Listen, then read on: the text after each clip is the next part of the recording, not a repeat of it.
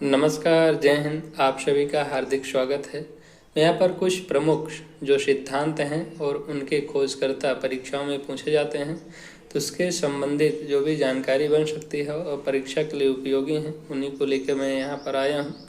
यदि आप पहली बार वॉच कर रहे हैं तो आपसे निवेदन है, रिक्वेस्ट है कि सब्सक्राइब ज़रूर करें चैनल को, और पहली बार यदि वॉच कर रहे हैं तो दोस्तों को, 2-4 दोस्तों को भी शेयर करें। चलिए स्टार्ट करते हैं। पहले यहाँ पर हम व्यक्तित्व का अर्थ देख लेते हैं कि व्यक्तित्व का अर्थ क्या होता है। पश्चात देशों में व्यक्तित्व संबंधी भिन्न विचारधाराएं पाई जाती हैं। व्यक्तित्व अंग्रेजी के पर्सनैलिटी शब्द का रूपांतरण है।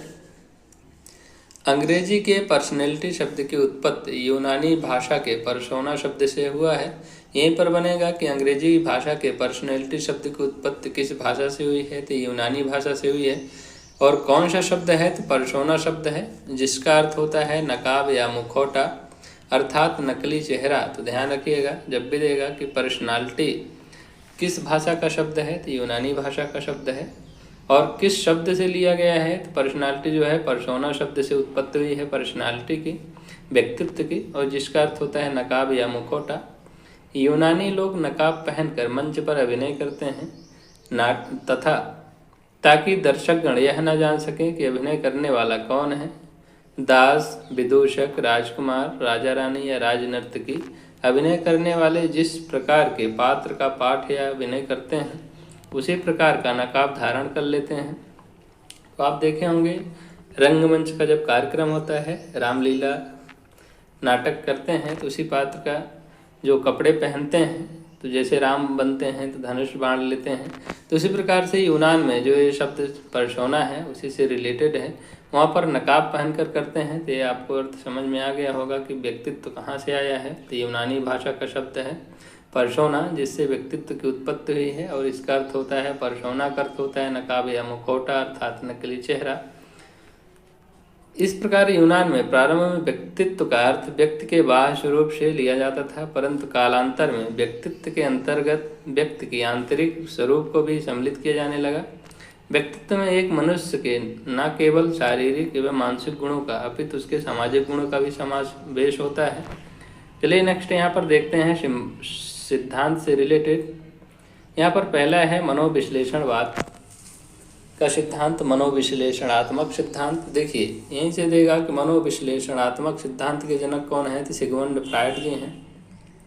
तो इसके जो प्रतिपादक हैं सिगमंड फ्रायड हैं, और फ्रायड के अनुसार व्यक्तित्व का निर्माण ईड, ईगो और सुपर ईगो के द्वारा होता है। तो यहाँ पर ये 3 शब्द ध्यान रखिएगा, ईड, ईगो और सुपर ईगो। यहीं पर देगा कि ईड, ईगो, सुपर ईगो शब्द का प्रयोग व्यक्तित्व के लिए, निर्माण के लिए किसने किया है, तो सिगमंड फ्रायड जी ने किया है। और ये सिद्धांत कौन सा कहलाता है, तो मनोविश्लेषणवाद का सिद्धांत कहलाता है। ईड को सामान्य अहम के अर्थ में, और ईगो को अहम के तथा सुपर ईगो को नैतिक मत के संदर्भ में प्रयुक्त किया जाता है। ईड जो होता है अचेतन मन है। ईड के अंतर्गत अचेतन मन आता है, जिसमें मूल प्रवृत्तियां एवं नैसर्गिक इच्छाएं रहती हैं। ये शीघ्र तृप्त चाहती हैं। और जबकि ईगो के अंतर्गत चेतना, इच्छा शक्ति, बुद्धि और तर्क शक्ति, सुपर ईगो के अंतर्गत आदर्शों से निर्मित होता है। फ्रायड ने जो ईगो के विषय में कहा है, देखिए ईगो के विषय में फ्रायड जी ने क्या कहा है।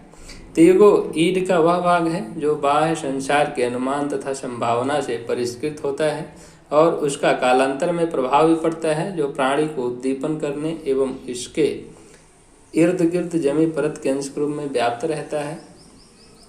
इसी प्रकार सुपर ईगो के विषय में भी फ्रायड ने कहा है, सुपर ईगो का वह पक्ष है आत्मनिर्भरता की प्रक्रिया को संभव बनाता है, जिसे सामान्य रूप से चेतना कहते हैं।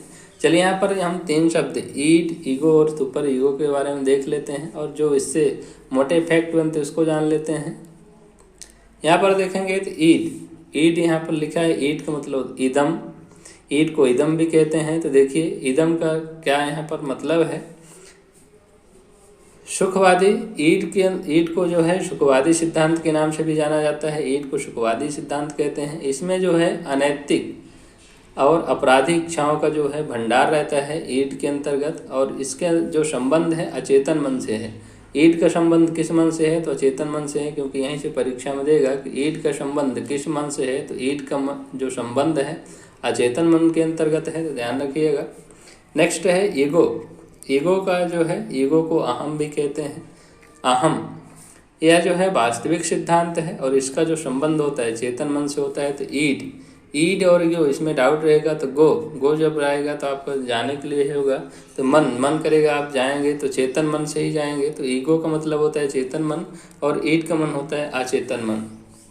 सुपर ईगो को देखिए आदर्शवादी सिद्धांत के नाम से जाना जाता है, आदर्शवादी सिद्धांत कहलाता है सुपर ईगो। इसको परम अहम कहते हैं। इन तीन शब्द को ध्यान रखिएगा, ईड, ईगो, सुपर ईगो। ईड को जो है सुखवादी सिद्धांत, ईगो को जो है वास्तविक सिद्धांत और सुपर ईगो को आदर्शवादी सिद्धांत कहते हैं। सुपर ईगो को नैतिक व आदर्श विचार इसमें पाए जाते हैं सुपर ईगो। नेक्स्ट है देखिए रचना सिद्धांत। यहीं पर देखा कि रचना सिद्धांत के प्रतिपादक कौन है, तो शेल्डन है। तो रचना सिद्धांत के प्रतिपादक कौन है, तो शेल्डन जी हैं, तो ध्यान रखिएगा। शेल्डन ने व्यक्तित्व के 3 प्राथमिक आधार बताए हैं, गोलाकृत, आयताकृत और लंबाकृत। देखिए गोलाकृत के अंतर्गत क्या है, इस प्रकार के व्यक्तित्व वाले मनुष्य गोल गर्दन तथा मांसपेशियों से पूर्ण विकसित होते हैं।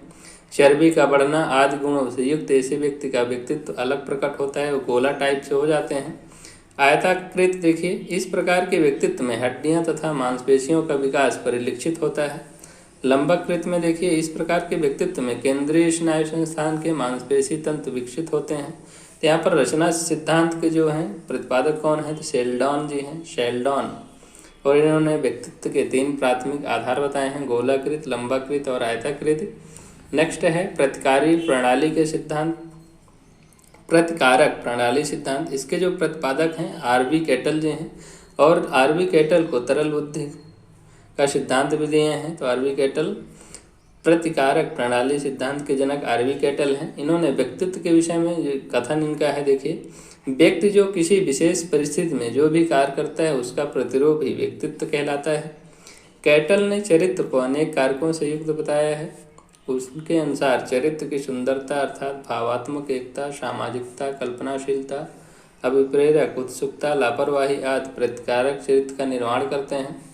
कैटल ने आगे भी कहा है कि एक आंतरिक मनोदैहिक स्थिति जो व्यक्ति को प्रतिक्रिया, अवधान, अभिज्ञान करने की अनुज्ञा देती है, वह भी उद्देश्यों के वर्गों से विशेष संवर्गों के अनुभव प्राप्त करती है, कार्यों को पूर्ण रूप से करने के लिए भी प्रेरित करते हैं। इसके अतिरिक्त इन प्रतिमानों ऐसे व्यवहार की प्राथमिकता दी जाती है जो उद्देश्यों की प्राप्त करते हैं। यहाँ पर मेन और इफेक्ट सब ऐसे ही हैं, यहाँ पर ध्यान रखिएगा। प्रतिकारक प्रणाली सिद्धांत किसने दिया है, तो कैटल साहब ने दिया है। प्रतिकारक प्रणाली किसने दिया है, तो कैटल जी ने दिया है, आरबी कैटल। नेक्स्ट सिद्धांत देखिए आल्पोर्ट का सिद्धांत। इनके नाम से ही स्पष्ट है कि आल्पोर्ट सिद्धांत आल्पोर्ट ने नहीं दिया है। देखिए इसमें मेन फैक्ट क्या है कि यह वंशाक्रम तथा वातावरण वैदिक भेद आदि पर आधारित होता है। तो वंशाक्रम, वातावरण, वैयक्तिक भेद पर किसका सिद्धांत आधारित है, तो आल्पोर्ट का सिद्धांत आधारित है।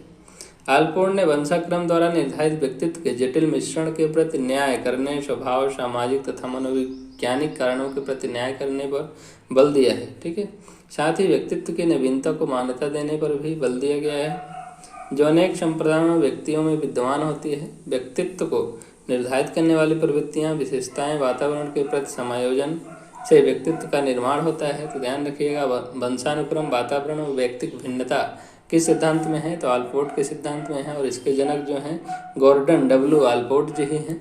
नेक्स्ट सिद्धांत है प्रोजेक्ट प्रणाली। यहाँ से परीक्षा में देता है प्रोजेक्ट प्रणाली के जनक कौन है, तो इस पद्धति का जो जन्म है अमेरिका में हुआ है, और इस पद्धति के जन्मदाता किलपैट्रिक जी हैं। और उनके अनुसार प्रोजेक्ट पूरे मन से किया जाने वाला एक उद्देश्यपूर्ण कार्य है जो सामाजिक वातावरण में संपन्न होता है। देखिए इस प्रणाली के अंतर्गत जो है छात्र अपनी रुचियों से योजना का चयन करता है, जैसे मिट्टी के बर्तन बनाना, गुड़ियों का घर बनाना, नाटक खेलना, बागवानी करना, जानवरों को पालना आदि। यह विधि जो है करके सीखने के सिद्धांत पर बल देती है। तो जो प्रोजेक्ट विधि है किस पर बल देती है, तो करके सीखने के सिद्धांत पर बल देती है। तो ध्यान रखिएगा, करके सीखने के सिद्धांत पर कौन सा जो है प्रणाली बल देती है, तो प्रोजेक्ट प्रणाली बल देती है। और इसके जो प्रतिपादक हैं किलपैट्रिक जी हैं प्रोजेक्ट प्रणाली के।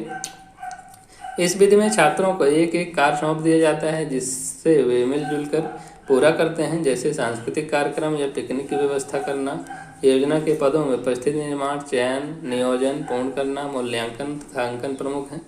किलपेट्रिक के अनुसार देखिए, योजना सामाजिक वातावरण में पूर्ण संलग्नता से किया जाने वाला उद्देश्यपूर्ण कार्य होता है। नेक्स्ट विधि है देखिए डाल्टन प्रणाली। यहाँ पर देगा कि डाल्टन, यहाँ पर डाल्टन तो लिखा है लेकिन ऑप्शन में डाल्टन भी रहेगा, किसके जनक कौन है, तो यहाँ पर डाल्टन प्रणाली के जो जनक हैं मिस हेलेन पार्कहास्ट जी हैं। ध्यान रखिएगा, डाल्टन प्रणाली के जनक कौन है, पार्कहास्ट जी हैं। इस प्रणाली में छात्र को अपनी योग्यता, क्षमता व रुचि के अनुसार कार्य करने की स्वतंत्रता होती है। उसे समय के बंधन में नहीं बांधा जाता है। विद्यार्थी चाहे तो सारे दिन एक ही विषय पढ़ सकता है। डाल्टन विधि के अंतर्गत जो है विद्यार्थी को किसी अन्य क्षेत्र में जोर नहीं दिया जाता है, वो स्वतंत्र होता है और अपने आप जो चाहे तो एक ही विषय पढ़ सकता है, नहीं इच्छा तो नहीं भी पढ़ सकता है। लेकिन नकारात्मक नहीं होता है, तो वह चाहे तो एक ही विषय, एक दिन में एक ही विषय पढ़ सकता है। इसमें प्रत्येक विषय के लिए प्रयोगशाला बनाई जाती है। इस प्रणाली की मुख्य विशेषता कार्य का ठेका है, जिसे छात्र को निश्चित अवधि में पूरा करना होता है। वर्ष भर के कार्य को वह महीनों, सप्ताह, दिनों में बांट सकता है।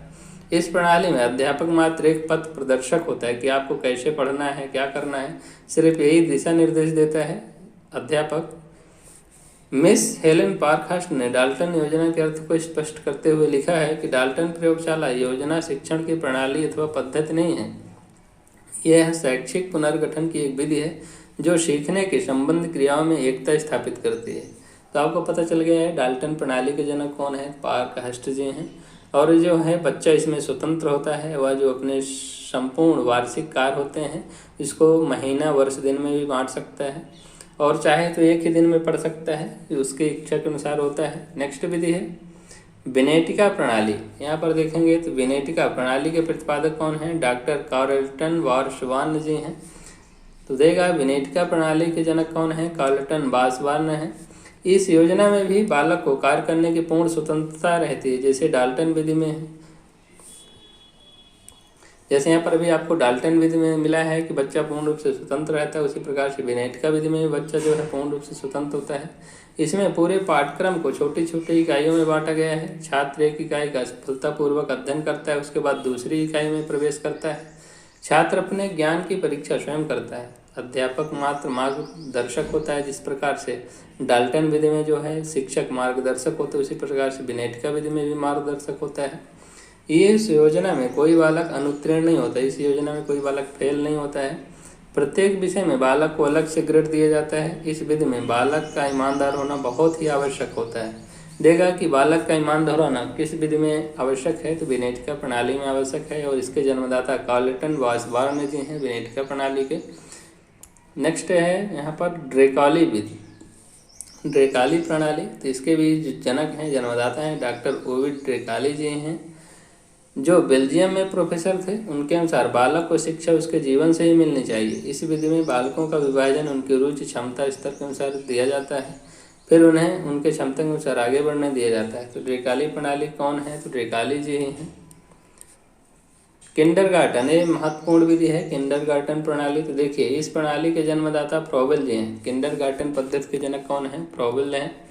किंडरगार्टन शब्द का अर्थ है बच्चों का बगीचा। यहाँ पर मेन ये आता है किंडरगार्टन शब्द का अर्थ क्या है, तो बच्चों का बगीचा होता है, बच्चों का बगीचा कही जाती है किंडरगार्टन प्रणाली। फ्रॉबेल शिक्षक को माली तथा बच्चे को पौधा मानता है। जो फ्रॉबेल साहब हैं शिक्षक को क्या मानते हैं, माली मानते हैं। तो फ्रॉबेल साहब शिक्षक को क्या मानते हैं, माली मानते हैं, जबकि बच्चे को क्या मानते हैं, पौधा मानते हैं। उसका कहना है कि बालक एक अविकसित पौधा है जो शिक्षक रूपी माली की देखरेख में पनपता है। इस प्रणाली में बालक को पुस्तकों से नहीं लादा जाता, बल्कि उसे स्वतंत्र रूप से हंसने, खेलने, बोलने, घूमने दिया जाता है। इस प्रणाली में बालक खेल खेल में सब कुछ सीख जाता है।